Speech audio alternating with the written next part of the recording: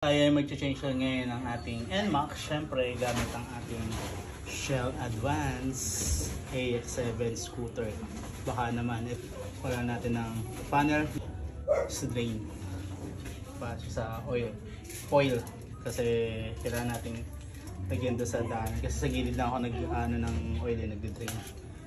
Tapos 12. Tapos meron din tayong panukat kasi 800 lang tong oil na to.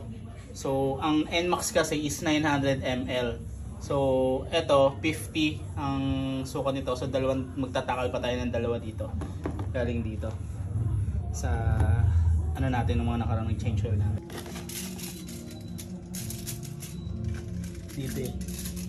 Dito ko nilalagay yan sa ilalim.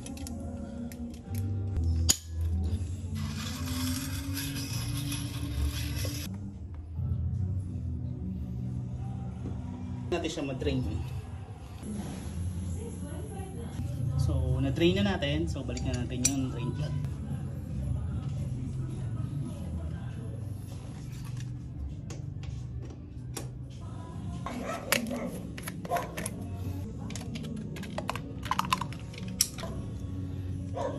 Shell Advance yan.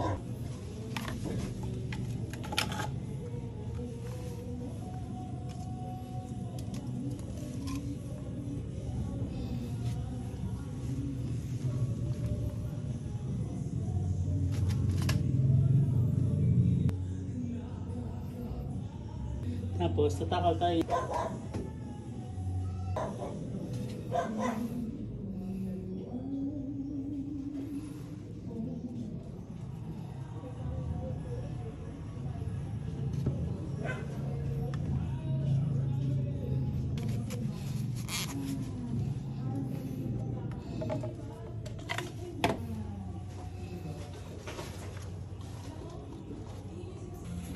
Tapos magre-reset tayo ng oil trip meter.